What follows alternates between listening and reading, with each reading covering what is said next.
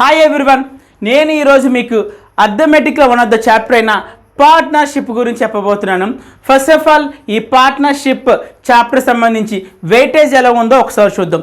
మీరు ఏ ఎగ్జామ్కి ప్రిపేర్ అయినా, whether it is banks, SSC, railway, CRT, ఈ నాలుగాట్లో మీరు ఏ ఎగ్జామ్కి ప్రిపేర్ అవుతున్నా సరే మనకి పార్ట్నర్షిప్ సంబంధించి మినిమం ఒక క్వశ్చన్ అయితే కంపల్సరీ అయితే అడుగుతాడు. సో కంపల్సరీ అయితే ఒక క్వశ్చన్ అయితే ఉంటుంది. సో నెక్స్ట్ ఏంటంటే ఇంపార్టెంట్ పాయింట్ ఏంటంటే పార్ట్నర్షిప్ అనే చాప్టర్ అనేది చాలా అంటే చాలా ఈజీ. సో ఆ 1 మార్క్ కూడా మనం గెయిన్ చేయడం కూడా చాలా ఈజీ. సో కాసేపు వెయిటేజ్ గురించి పక్కన పెడితే పార్ట్నర్షిప్ గురించి స్టార్ట్ చేద్దాం. ఓకే, ఫస్ట్ ఆఫ్ ఆల్ ఈ పార్ట్నర్షిప్ అనే వర్డ్ని మనం చాలాసార్లు వినే ఉంటాం. లైక్ మూవీస్లో కానీ, సీరియల్స్లో కానీ, ఇంకా మన జనరల్గా కూడా ఈ పార్ట్నర్షిప్ అనే వర్డ్ చాలాసార్లు విన్నాము. దట్టు ఈ వర్డ్ అనేది చాలా ఫెమిలియర్ కూడా. ఓకే, పార్ట్నర్షిప్ అనే కాన్సెప్ట్ ఏంటి, అలాగే ఈ పార్ట్నర్షిప్ అనే కాన్సెప్ట్ని ఎక్కడ యూస్ చేస్తారు?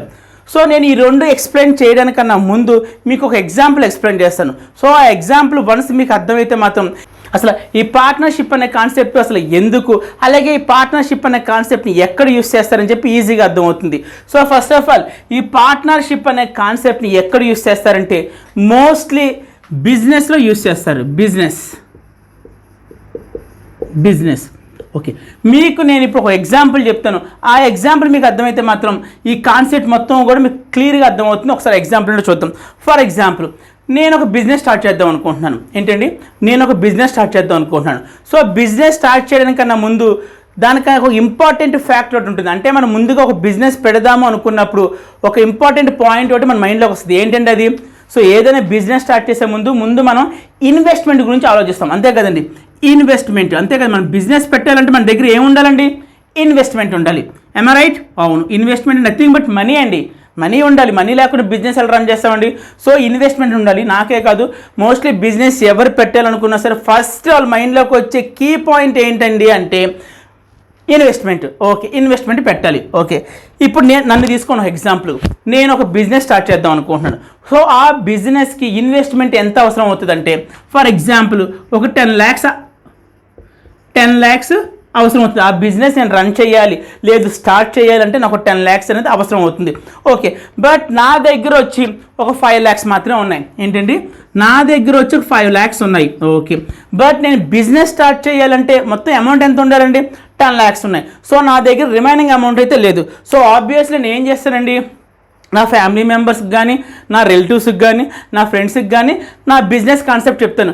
అరే నేను ఇలా బిజినెస్ స్టార్ట్ చేద్దాం అనుకుంటున్నాను. సో 10 lakh ఇన్వెస్ట్మెంట్ అవుతుంది, బట్ నా దగ్గర 5 lakhs ఉన్నారా, మీలో ఎవరైనా ఇంట్రెస్ట్ అని చెప్పి మన బిజినెస్ కాన్సెప్ట్ అంతా ఎక్స్ప్లెయిన్ చేస్తాము. సో ఎవరైనా దానికి మన కాన్సెప్ట్ నచ్చిన తర్వాత వాళ్ళు ఏమంటారు, సరే లేరా ఆ రిమైనింగ్ 5 lakhs నేను ఇన్వెస్ట్మెంట్ చేస్తాను లేరా అంటాడు. ఖచ్చితంగా అయితే ఆఫర్ చేస్తాను, మనకు 5 lakhs నేను ఇస్తాను లేరా అంటారు. సో మన ఫ్రెండ్, ఫర్ ఎగ్జాంపుల్ నా ఫ్రెండ్ రిమైనింగ్ 5 lakhs ఇచ్చాడు అనుకుందాం. ఓకే, సో రిమైనింగ్ 5 lakhs కూడా మా ఫ్రెండ్ ఇచ్చాడు. ఇక్కడ వరకు బాగానే ఉంది. సో మా ఇద్దరం కూడా 10 lakhsతో బిజినెస్ స్టార్ట్ చేసాం. ఇక్కడ వరకు బాగానే ఉంది. సో ఇప్పుడు చూడండి, మేమిద్దరం కూడా ఈ బిజినెస్లో ఒకరికి పార్ట్నర్స్ అవుతాం.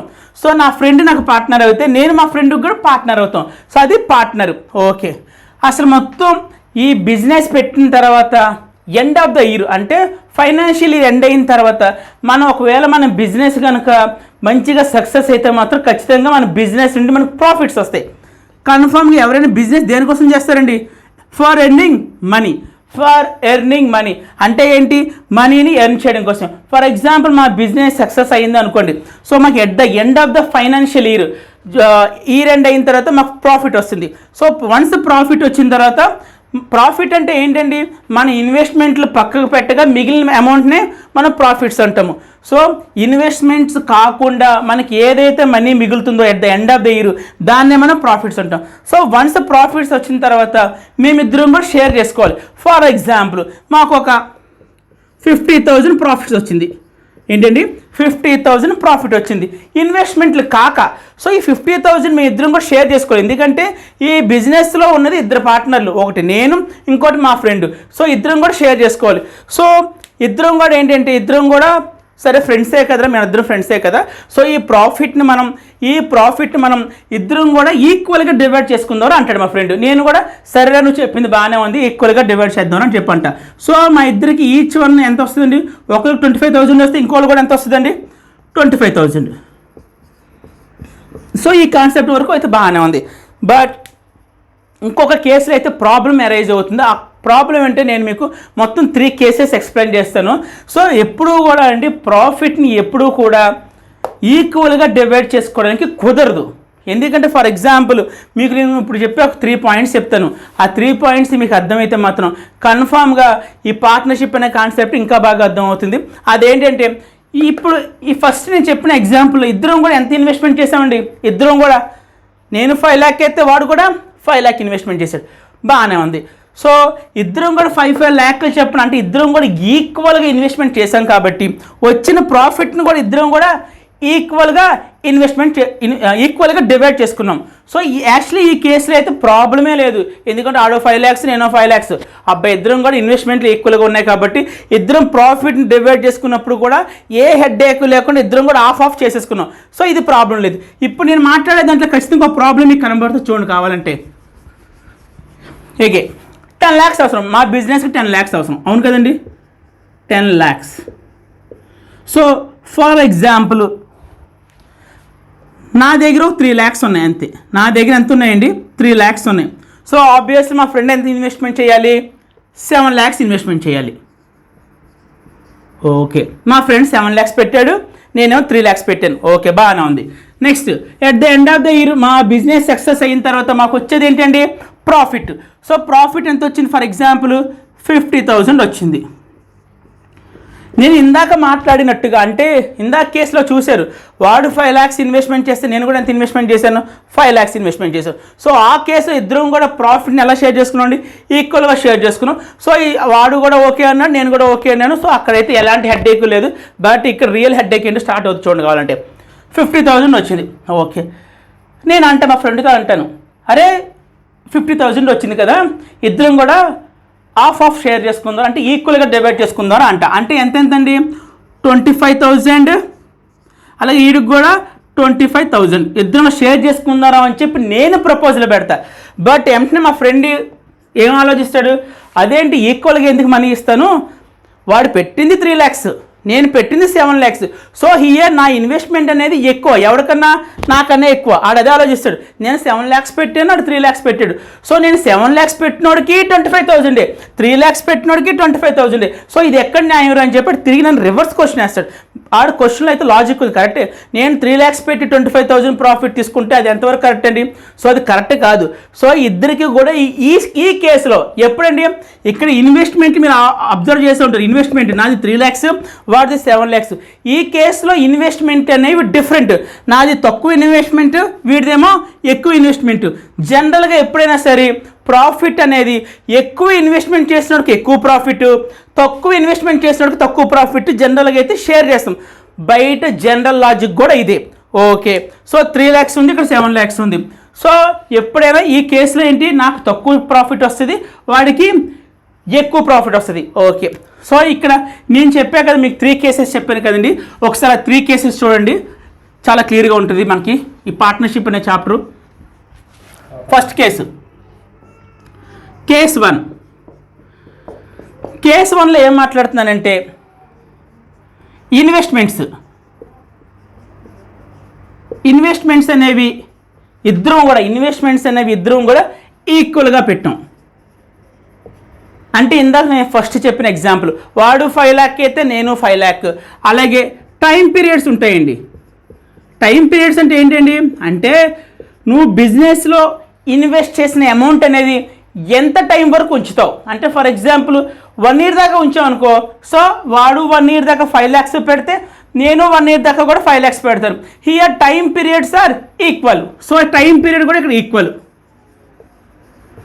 సో ఇది కేస్ 1. ఈ కేసులో ఏంటి? మీరు వచ్చే ప్రాఫిట్ని ఇద్దరు కూడా ఆఫ్ చేసుకోవచ్చు, ఆర్ ఈక్వల్గా షేర్ చేసుకోవచ్చు. అంటే ఏంటి? 50,000 ప్రాఫిట్ వచ్చింది అనుకోండి. సో వాడికి ఒక 25K, నాకు ఒక 25K. సో ఇక్కడైతే ఈ కేసులో అయితే ఎలాంటి ప్రాబ్లము లేదు.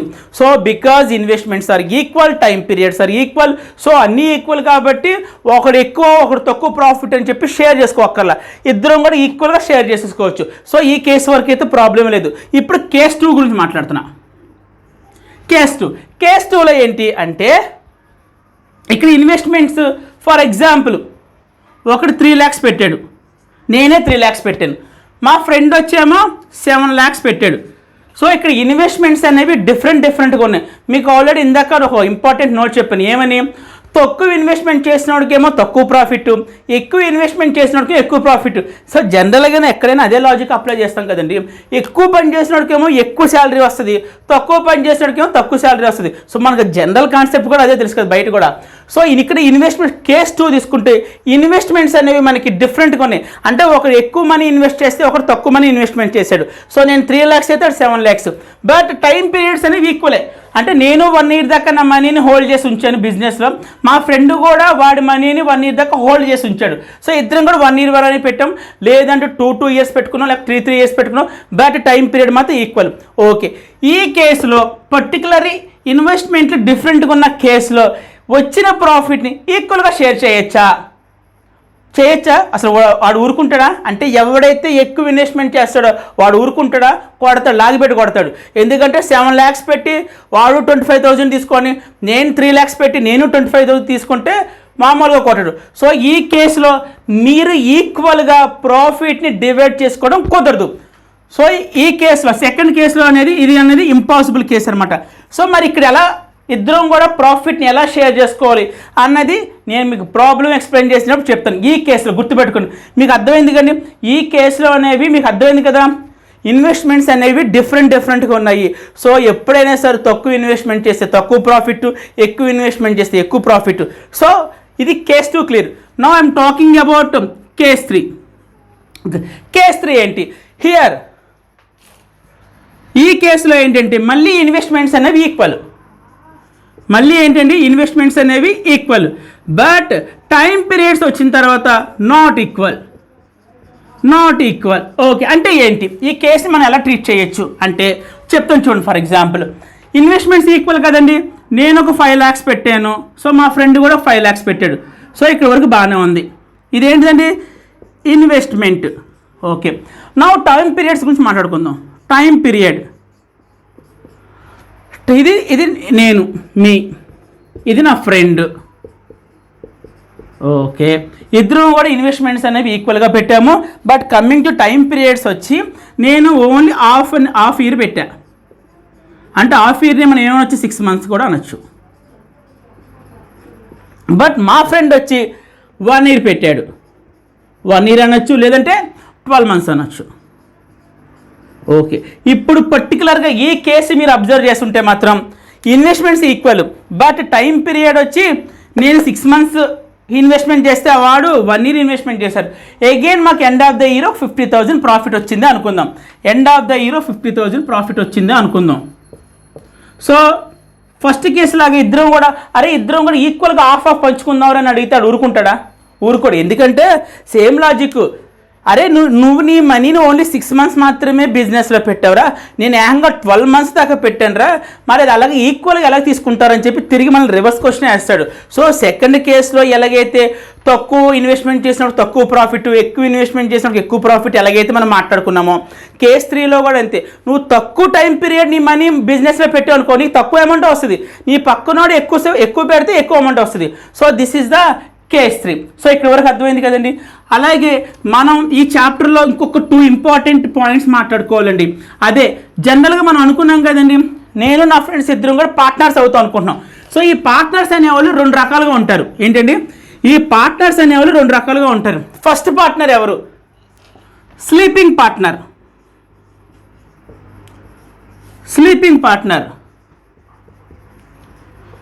మీరు ఇక్కడ ఉన్న స్లీపింగ్ చూసి ఈ పార్ట్నర్ ఓన్లీ బిజినెస్లో పడుకుంటాడని చెప్పి మాత్రం అనుకోకండి. దీని మీనింగ్ వచ్చి వేరేది ఉంటుంది, ఏంటని చెప్తాను అసలు. Sleeping partner.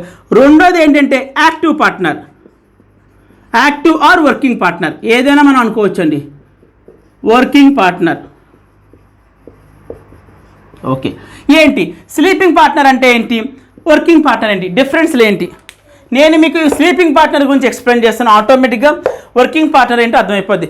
స్లీపింగ్ పార్ట్నర్ ఎప్పుడు కూడా ఏం చేస్తాడంటే జస్ట్ వాడు బిజినెస్లో మనీని మాత్రమే ఇన్వెస్ట్మెంట్ చేస్తాడు. చూడండి, ఓన్లీ ఇది చేసే పని ఏంటంటే ఇన్వెస్ట్మెంట్ మాత్రమే. ఓన్లీ స్లీపింగ్ పార్ట్నర్ ఏం చేస్తాడంటే బిజినెస్లో ఇన్వెస్ట్మెంట్ మాత్రమే చేస్తాడు. ఇంకా మిగతా బిజినెస్ అసలు ఏమీ పట్టించుకోడు, ఏం జరుగుతుందో కూడా అనవసరం. Okay, coming to active partner. ఈడేం చేస్తాడంటే ఇన్వెస్ట్మెంట్ చేస్తాడు, వీడు కూడా ఏం చేస్తాడు, ఇన్వెస్ట్మెంట్ చేస్తాడు. బట్ ఎడిషనల్గా వీడు ఇంకో పని కూడా చేస్తాడు, అదేంటంటే వర్క్ చేస్తాడు. ఏం చేస్తాడండి, వర్క్. సో వాడు బిజినెస్లో వాడికి సంబంధించిన లేదు బిజినెస్ సంబంధించిన ఆ వర్క్ అంతా కాదు, వీడు చేయాలనుకున్న వర్క్ అయితే చేస్తాడు. ఇక్కడ మీరు అబ్జర్వ్ చేసినట్లయితే sleeping partner only money investment చేస్తున్నాడు చూడండి. బట్ యాక్టివ్ పార్ట్నర్ ఏం చేస్తున్నాడు, మనీని ఇన్వెస్ట్మెంట్ చేస్తున్నాడు, ఆ కంపెనీలో ఉన్న చిన్న చితక పనులు అయితే చేసుకొస్తున్నాడు. సో మరి వీళ్ళిద్దరి మధ్య డిఫరెన్స్ ఏంటి అంటే వీడు ఇన్వెస్ట్మెంట్ మాత్రమే చేస్తున్నాడు, వీడు ఇన్వెస్ట్మెంట్ ప్లస్ వర్క్ కూడా చేస్తున్నాడు. మరి వర్క్ చేసినందుకు అక్కడికి ఏదైనా మనం ఇవ్వాలి కదా, రివార్డ్ ఇవ్వాలే వద్దా? జనరల్గా వీడు ఓన్లీ ఇన్వెస్ట్మెంట్ చేసి ఇంటికి వెళ్ళిపోతున్నాడు. వీడు ఇన్వెస్ట్మెంట్ చేసి అలాగే కంపెనీకి వెళ్ళి రోజు ఏదో ఒక వర్క్ చేసుకుంటున్నాడు, సంథింగ్ ఏదో వర్క్ అయితే చేస్తున్నాడు. సో వీడికన్నా వీడు ఎక్కువ కష్టపడుతున్నందుకు ఖచ్చితంగా రివార్డ్ అయితే ఇవ్వాలి కదండి. సో వాడు చేసిన పనికి గుర్తించి ఏదో ఒక రివార్డ్ ఇవ్వాలి. సో అందుకనే వీళ్ళు ఎప్పుడు కూడా ఏం చేస్తుంటారంటే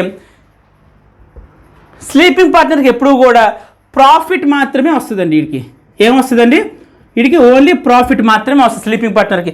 బట్ కమింగ్ టు యాక్టివ్ పార్ట్నర్కి ఏమొస్తుందంటే ప్రాఫిట్ వస్తుంది. ఎందుకని వాడు ఎంతో కొంత మనీ ఇన్వెస్ట్ చేశాడు కాబట్టి ప్రాఫిట్ వస్తుంది.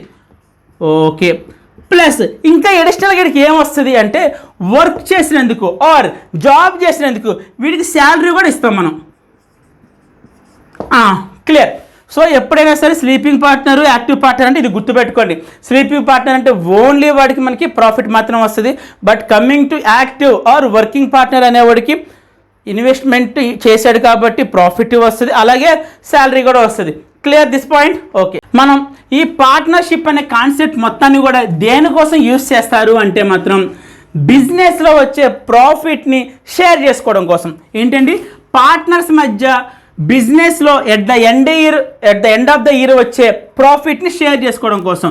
ఓకే, ఇక్కడ వరకు బాగానే ఉంది. నెక్స్ట్ నేను ఇప్పుడు చెప్పే పాయింట్ చాలా అంటే చాలా ఇంపార్టెంట్ పాయింట్ అండి. ఇన్ఫ్యాక్ట్ ఇంపార్టెంట్ నోట్ అనుకోవచ్చు కూడా దీన్ని.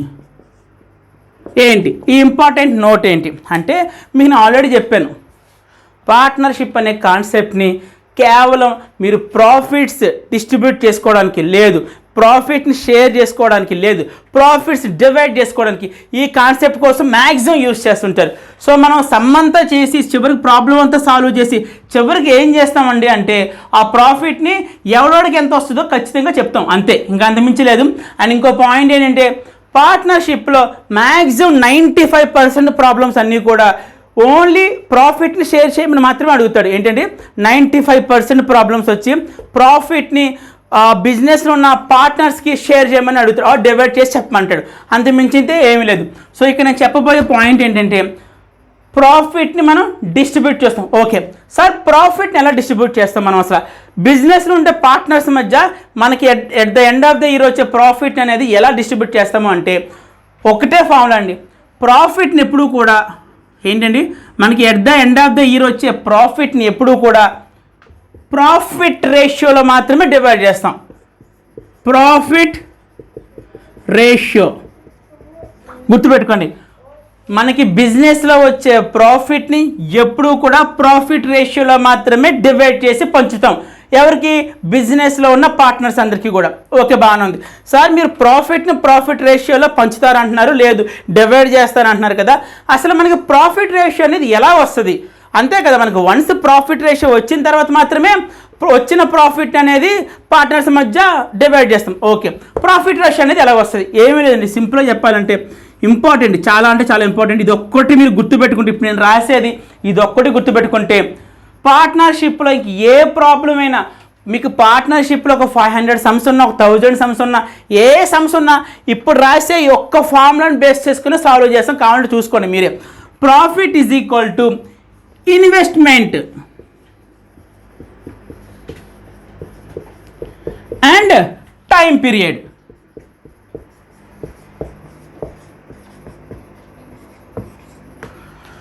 సో ప్రాఫిట్ అనేది మనం వచ్చే ప్రాఫిట్ అనేది ప్రాఫిట్ రేషియోని బేస్ చేసుకొని డివైడ్ చేస్తాం. సో ఆ ప్రాఫిట్ రేషియో అనేది ఎలా వస్తుంది అంటే చూడండి ఒకసారి, profit is equal to investment into time period. Investment into time period. ఒక ఎగ్జాంపుల్ చెప్తాను. ఫర్ ఎగ్జాంపుల్, ఏ అనేవాడు ఒకడు ఉన్నాడు, బి అనేవాడు, ఇద్దరు కూడా బిజినెస్లో పార్ట్నర్స్. ఓకే, ఈడి ఇన్వెస్ట్మెంట్ వచ్చి 5,000, సో బిఓడి ఇన్వెస్ట్మెంట్ వచ్చి 3,000. Okay, next time periods. ఈడు ఫర్ ఎగ్జాంపుల్ 1 year దాకా బిజినెస్లో ఉన్నాడు, అలాగే ఈడు కూడా 1 year దాకా బిజినెస్లో ఉన్నాడు. ఓకే, ఒకవేళ మనకి ఇన్ఫర్మేషన్ ఇలా ఉంటే మాత్రం ఈ ప్రాఫిట్ రేషియో అనేది ఎలా వస్తుందో ఒకసారి చూపిస్తాను చూడండి ఒకసారి. Okay, profit ratio is equal to, ముందు ఏ వర్డ్ ప్రాఫిట్ రేషియో చూద్దాం. ఏ word investment according to formula ప్రకారం మాట్లాడాలి అంటే profit is equal to investment into time period. So ఏ వర్డ్ ప్రాఫిట్ మాట్లాడుతుంది హియర్. ప్రాఫిట్ వచ్చి ఎవరిదండి? ఏస్ ప్రాఫిట్. ప్రాఫిట్ ఎవరిదండి? ఇది ఏస్ ప్రాఫిట్ గురించి మాట్లాడుతాను నేను. సో ఇక్కడ ప్రాఫిట్ వచ్చి మనకి ఏస్ ప్రాఫిట్ గురించి మాట్లాడుతాను. ఓకే, సో ఏస్ ప్రాఫిట్ కావాలంటే ఫార్ములా ఏంటి? ఇన్వెస్ట్మెంట్. వాడి ఇన్వెస్ట్మెంట్ ఎంత అండి? ఏ ఒక్క ఇన్వెస్ట్మెంట్ ఎంత? 5,000. తర్వాత ఏముంది? ఇంటూ ఉంది. సో టైం పీరియడ్, ఏ వచ్చి టైం పీరియడ్ ఎంత అండి వాడిది? 1 year. సో ఈ ప్రాఫిట్ ఎవరిదండి? ఏ యొక్క ప్రాఫిట్. ఓకే, నెక్స్ట్ బీస్ ప్రాఫిట్ గురించి మాట్లాడాలి నేను. బీస్ ప్రాఫిట్ గురించి మాట్లాడాలి. సో అకార్డింగ్ టు ఫార్ములా బీస్ ప్రాఫిట్ అంటే ఇన్వెస్ట్మెంట్. బి యొక్క ఇన్వెస్ట్మెంట్ ఎంత అండి? 3,000 ఇంటూ ఉంది ఇక్కడ. నెక్స్ట్ టైం పీరియడ్ అడిగాడు. బి యొక్క టైం పీరియడ్ ఎంతండి? 1 year. సో ఈ ప్రాఫిట్ ఎవరిదండి? బి యొక్క ప్రాఫిట్. సో ఇలా ప్రాఫిట్స్ అనేవి మనం క్యాలిక్యులేట్ చేసి ఆ వచ్చిన ప్రాఫిట్స్ పెట్టి మనకి బిజినెస్లో at the end of the year వచ్చే ప్రాఫిట్ అనేది షేర్ చేసుకుంటాం. క్లియర్? సో ఇవ్వండి మన పార్ట్నర్షిప్కి సంబంధించి బేసిక్స్, అలాగే యాక్టివ్ పార్ట్నర్ అంటే ఏంటి, స్లీపింగ్ పార్ట్నర్ అంటే ఏంటి. బట్ ఇది ఒక్క ఫామ్లో గుర్తుపెట్టుకొని చాలా అంటే చాలా ఇంపార్టెంట్. ఏ ప్రాబ్లం అయినా సాల్వ్ చేసుకోవచ్చు. అండ్ కమింగ్ టు పార్ట్నర్షిప్లో అసలు ఫార్ములాస్ అనేవి మనం యూస్ చేయక్కర్ల. మీరు ఇది ఒక్కటి గుర్తుపెట్టుకొని చాలు. ఇప్పుడు మనం కొన్ని ఎగ్జాంపుల్ సమ్స్ చూద్దాం, ఇంకొంచెం క్లియర్గా అర్థమవుతుంది. మీరు ఒకసారి బోర్డుగా చూస్తే ప్రాబ్లం పార్ట్నర్షిప్ని బేస్ చేసుకొని కొన్ని ఇంపార్టెంట్ ప్రాబ్లమ్స్ ఏంటో ఒకసారి చూద్దాం. ఫస్ట్ వన్, ఫాస్ట్గా క్వశ్చన్ రీడ్ చేద్దామండి. A B C invested 20,000, 25,000 and 15,000 respectively for 1 year. Then find the share of A in the annual profit of 9,600. ఇక్కడ మీరు అబ్జర్వ్ చేసినట్లయితే find the share of A. Share అన్న ప్రాఫిట్ అన్నా కూడా రెండు ఒకటేనండి. ఏంటండి? షేర్ అన్న ప్రాఫిట్ అన్నా కూడా రెండు ఒకటే. సో వీడు ఫైనల్గా మనల్ని ఏం ఫైండ్ అవుట్ చేయమంటున్నాడు? ఏ యొక్క షేర్ అడుగుతున్నాడు. అంటే ఏంటి? ఏ యొక్క ప్రాఫిట్ అడుగుతున్నాడు. మీకు ఆల్రెడీ నేను ఇందాక ఇంపార్టెంట్ నోట్లు ఏమని చెప్పాను? సో మనకి బిజినెస్లో వచ్చే ప్రాఫిట్ అనేది at the end of the year వచ్చే ప్రాఫిట్ అనేది ఏ రేషియోలో మనం డివైడ్ చేసుకుంటామండి అంటే ప్రాఫిట్ రేషియోలో డివైడ్ చేసుకుంటామని చెప్పాం. ఆ ప్రాఫిట్ రేషియో ఎలా వస్తుంది అంటే investment into time period. So ఎంతమంది బిజినెస్లో ఎంతమంది పర్సన్స్ ఇన్వాల్వ్ అయినా సరే నో ప్రాబ్లం, వాళ్ళ ఇన్వెస్ట్మెంట్ ఇంటూ టైం పీరియడ్, వాళ్ళ investment into time period. So ఎంతమంది అయినా నో ప్రాబ్లం. ఇది ఒక ఫార్ములా గుర్తుపెట్టుకొని ఒకసారి రాస్తాను చూడండి. Profit is equal to investment into time period. Okay, so మనకి ప్రాబ్లంలో అయితే ఫైండ్ ద షేర్ ఆఫ్ ఏ అన్నాడు, అంటే ఫైండ్ ద ప్రాఫిట్ ఏ అన్నాడు. కాబట్టి మనం ప్రాఫిట్ రేషియో ఫైండ్ అవుట్ చేయాలి అల్టిమేట్గా. ఎందుకంటే ఆ ప్రాఫిట్ అనేది 9,600 అనే ప్రాఫిట్ అనేది మనం ప్రాఫిట్ రేషియోని బేస్ చేసుకొని మాత్రమే డివైడ్ చేస్తాం. Okay, so first of all investment A గురించి మాట్లాడతాం. ఏ అనే పర్సన్ యొక్క ఇన్వెస్ట్మెంట్ ఎంత? 20,000 ఇంటూ ఏ యొక్క టైం పీరియడ్ ఎంత?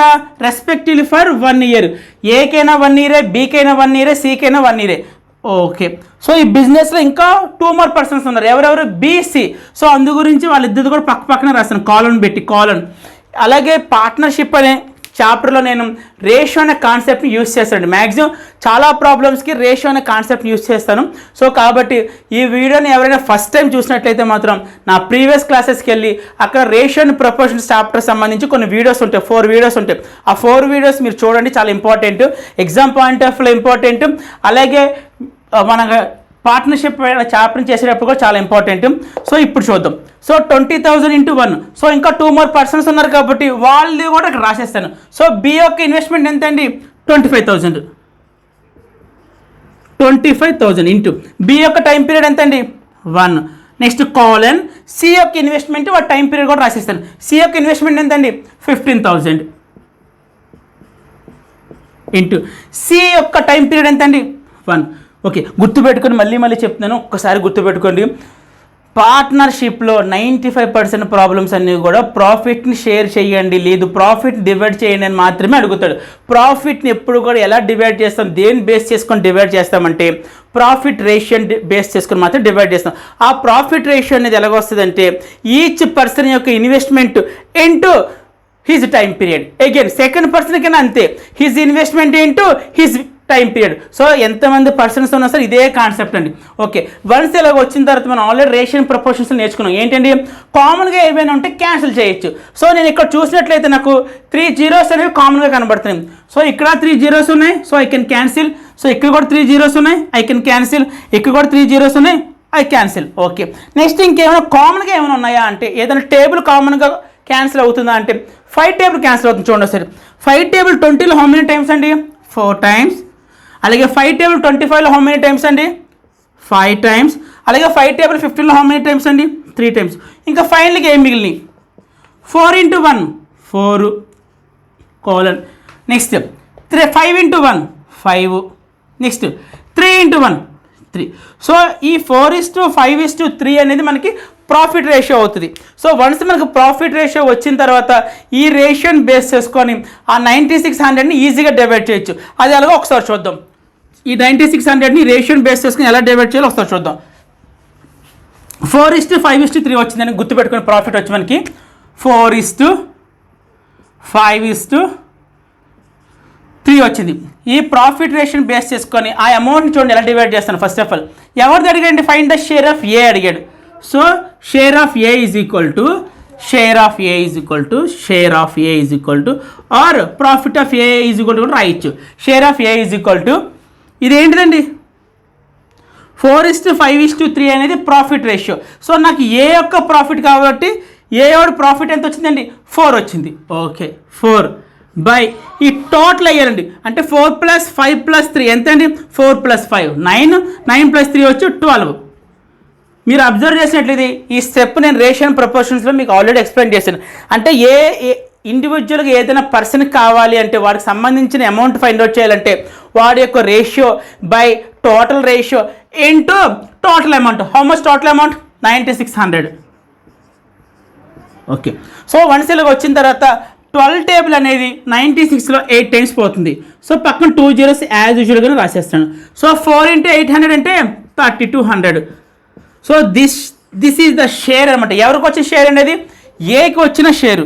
ఓకే సార్, దీన్ని ఎలాగే చేయాలా, దీనికి ఏమైనా షార్ట్ కట్స్ లేవా అంటే కంపల్సరీ ఉంది, ఒక షార్ట్ కట్ ఉంది. ఏంటంటే షార్ట్ కట్ అంటే మీకు రేషియోలో ఆల్రెడీ నేర్పించా, 2 మెథడ్స్ నేర్పించా. ఒకటి జనరల్ అప్రోచ్, ఇంకోటి పార్ట్స్ మెథడ్, అది కూడా నేర్పించా. ఒకసారి పార్ట్స్ మెథడ్ ద్వారా ఎలా సాల్వ్ చేయాలో చూద్దాం. ఫస్ట్ ఆఫ్ ఆల్ 4:5:3 అనేది ఏంటిదండి? ఇండివిజువల్గా ఈచ్ పర్సన్ యొక్క ప్రాఫిట్ రేషియో. 9600 అనేది ఏంటండి? టోటల్గా at the end of the year వచ్చిన టోటల్ ప్రాఫిట్. ఈ 9600 అనేది ఏంటిదండి? Total profit. ఇవేంటివండి? రేషియో పాయింట్ ఆఫ్ వ్యూలో ఇండివిజువల్గా వచ్చిన ప్రాఫిట్ రేషియోస్. సో నేను 4 + 5 + 3 రాశాను. 4 + 5 9 9 + 3 12 పార్ట్స్. ఎందుకు నేను 12 పార్ట్స్కి 9600కి ఎందుకు ఈక్వల్ చేశారంటే ఇది మనీ పాయింట్ ఆఫ్ వ్యూలో ఈ 9600 అనేది మనీ పాయింట్ ఆఫ్ వ్యూలో టోటల్ ప్రాఫిట్. ఈ 12 పార్ట్స్ అనేది రేషియో పాయింట్ ఆఫ్ వ్యూలో టోటల్ ప్రాఫిట్. గుర్తుపెట్టుకోండి, ఇది ప్రాఫిట్, ఇది కూడా profit, but this is the numeric value అంటే మనీ పాయింట్ ఆఫ్ వ్యూలో టోటల్ ప్రాఫిట్. సో ఇది అనేది ఏంటి? రేషియో పాయింట్ ఆఫ్ వ్యూలో total profit. So left side profit ఉంది, రైట్ సైడ్ ప్రాఫిట్ ఉంది. So profit is equal to profit. So మనం అలా ఈక్వల్ చేయొచ్చు. ఓకే, 12 పార్ట్స్ 9600 అయితే ఏ యొక్క షేర్ అడిగాడు? ఏ వచ్చి ఎన్ని పార్ట్స్ అండి? 4 parts. Then 4 parts is equal to how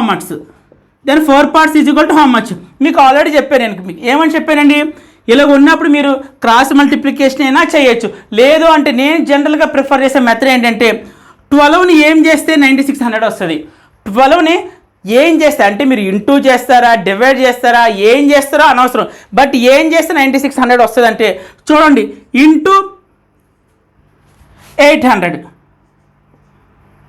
మీరు 12ని 800తో మల్టిప్లై చేస్తే మాత్రం కంపల్సరీ మీ ఆన్సర్ వచ్చి 9600 అవుతుంది. సో పైన నేను 12ని ఇంటూ 800 ఎలా చేశానో ఇక్కడ కూడా సేమ్ లాజిక్ అప్లై చేయాలి. అంటే 4 ఇంటూ 800.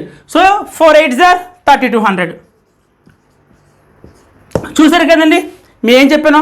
సో పైన అయితే మీరు 12ని ఏం చేస్తే 9600 వచ్చింది అంటే అక్కడ పైన మీరు ఏ లాజిక్ అప్లై చేస్తారు, ఏ లాజిక్ అప్లై చేశాను ఇక్కడ ఇంటూ 800. 12 ఇంటూ 800 అంటే 9600. సో ఇక్కడ కూడా సేమ్ లాజిక్ అప్లై చేశాను. 4 ఇంటూ 800 3200. ఓకే, ఇక్కడ వరకు బాగానే ఉంది. నెక్స్ట్ ఇదే ప్రాబ్లంకి ఏదైనా షార్ట్ కట్ ఉందా అంటే కంపల్సరీ ఉంది. అదేంటో చూద్దాం.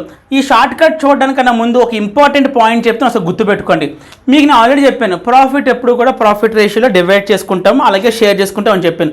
బట్ ఇక్కడ ఇంపార్టెంట్ పాయింట్ ఏంటంటే ఎప్పుడైనా సరే బిజినెస్లో ఇన్వాల్వ్ అయిన ఏ పర్సన్ అయినా సరే టైం పీరియడ్ ఈక్వల్ అయ్యింది అనుకోండి. ఫర్ ఎగ్జాంపుల్ అంటే ఏ అనేవాడు 2 years ఉన్నాడు, బి అనేవాడు 2 years ఉన్నాడు, సి అనేవాడు 2 years ఉన్నాడు. ఇక్కడ మీరు అబ్జర్వ్ చేసినట్లయితే మాత్రం time periods are equal for every partner.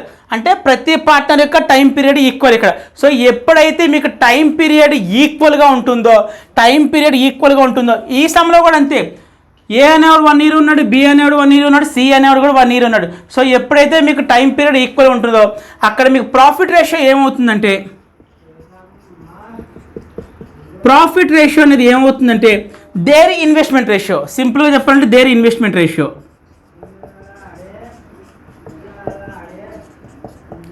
అంటే ఏంటి ఇక్కడ ఎక్స్ట్రా మనం ఏం రాయలేదండి, ఇక్కడ మనం ఇంటూ టైం పీరియడ్ రాయలా. ఎందుకంటే టైం పీరియడ్స్ ఈక్వల్ అని చెప్పి మనం అనుకున్నప్పుడు ఏం జరుగుద్ది అంటే ఇక్కడ ఒకవేళ మీరు ఇన్వెస్ట్మెంట్ ఇంటూ టైం పీరియడ్ రాసినా అవి మీకు క్యాలిక్యులేషన్ చేసినప్పుడు క్యాన్సిల్ అయిపోతాయి వాల్యూస్. సో అందు గురించి ఇది గుర్తుపెట్టుకోండి, టైం పీరియడ్స్ ఈక్వల్గా ఉన్నప్పుడు profit ratio is equal to their investment ratio. ఇది ఒకటి గుర్తుపెట్టుకోండి చాలు. ఓకే, సో దీన్ని యూస్ చేసుకుని ఈ ప్రాబ్లం ఎలా చేయొచ్చు అంటే ప్రాఫిట్ రేషియో ఎలా వస్తుందంటే is equal to first one investment రాయాలి అంతే కదా. జస్ట్ ఏం రాయమని చెప్పాను, మీరు ఇచ్చిన క్వశ్చన్లో ఫస్ట్ ఏం చూడాలంటే టైం పీరియడ్ ఈక్వల్ అని చూసుకోవాలి. ఎస్, ఎవ్రీ1 1 year ఉన్నాడు, ఏ అనేవాడు 1 year, బి అనేవాడు 1 year, సి 1 year ఉన్నాడు. సో టైం పీరియడ్ ఈక్వల్గా ఉన్నప్పుడు ఏం చేస్తారంటే మీరు ఇన్వెస్ట్మెంట్ రేషియో సింపుల్గా రాసాను చాలు, టైం పీరియడ్స్ రాయకండి.